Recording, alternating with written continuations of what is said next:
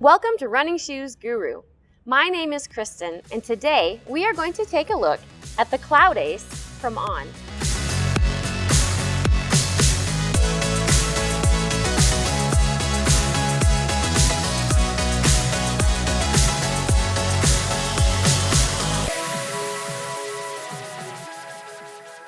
The Cloudace is On's attempt to bring their unique sole unit into the moderate stability market. What you'll find is a rigid midfoot and a protective, cushioned, but firm and responsive outsole. The Cloudace has received a lot of criticism for not being as stable as many would expect. And that's because On never intended to build a traditional stability shoe. On's intent was, instead of trying to correct or change or modify a runner's foot motion, On wanted to support your foot throughout your natural stride. What I noticed right out of the box is the quality materials that make up this shoe. When you look at this upper, first of all, you'll notice that I have a men's shoe. That's because Running Warehouse was out of my size in women's, and I really wanted to try this shoe. So I took a gamble, and I wasn't quite sure if it was gonna be too wide, but I gave it a shot. And you know what I found? I found that I have a little bit of movement, slight in the midfoot, but I cinch up those laces enough to get rid of most of it. Otherwise, the shoe fit great. And part of that is to do with this awesome upper on this shoe.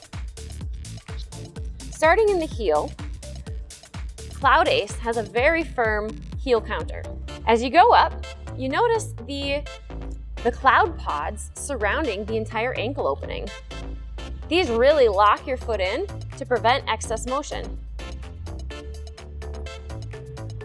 As we look at the sock liner also aids the very nice heel fit of this shoe. I'll take it out and show it to you. There's compression EVA that runs along the bottom and up along the sides with ridges to eliminate that little bit of movement that your foot can have in a shoe. Then in the middle, we have memory foam that compresses and feels ultra cushy when you first put the shoe on. As you run, it firms up, but we'll get to that as we get to the outsole. This is the most technologically enhanced sock liner that I have ever seen.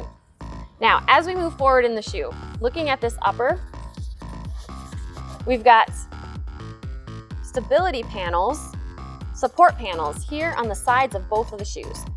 And the way that this connects to this very durable mesh is by tape. They call these strips tape.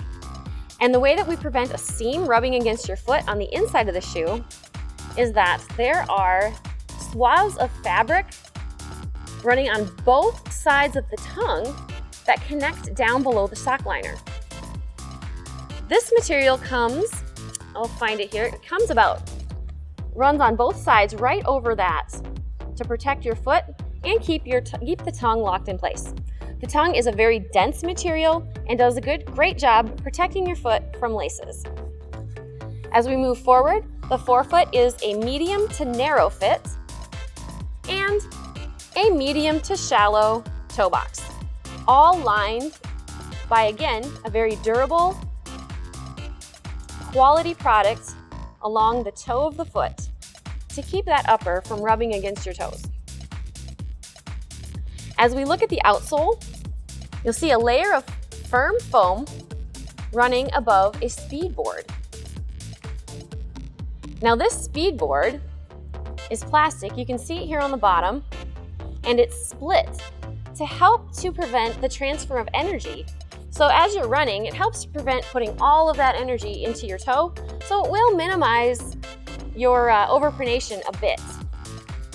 The cool thing I learned when researching for this shoe is that one of the founders, David Alleman, the way he originally did a prototype of this shoe, well, of the original Cloud shoe, was to have a prototype speedboard and then cut up garden hoses along the bottom.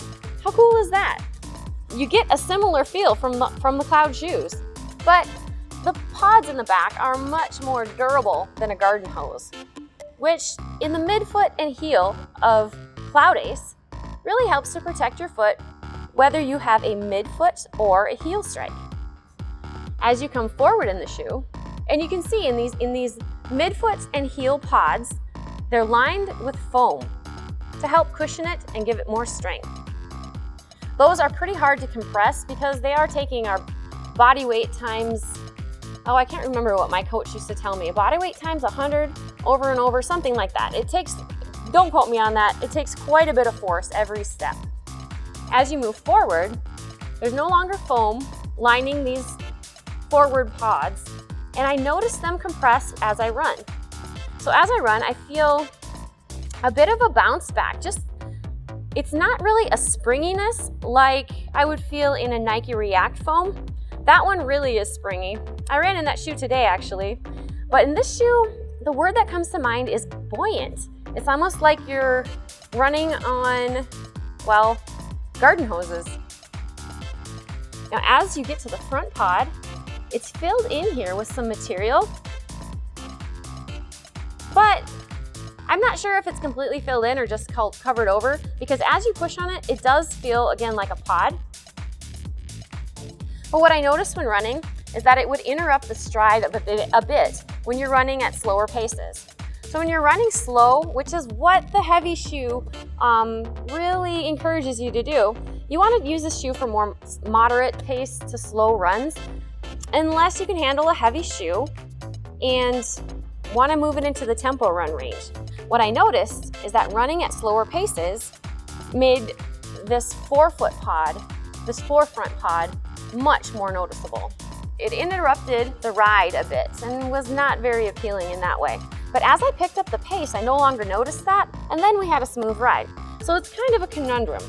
The shoe is heavy, which encourages slower running, but when you pick up the pace, you no longer feel that front pod, and it's a more smooth ride. Now I keep saying that it's a heavy shoe. It's 11.6 ounces for a men's size 9 and 9.8 ounces for a woman's size 8.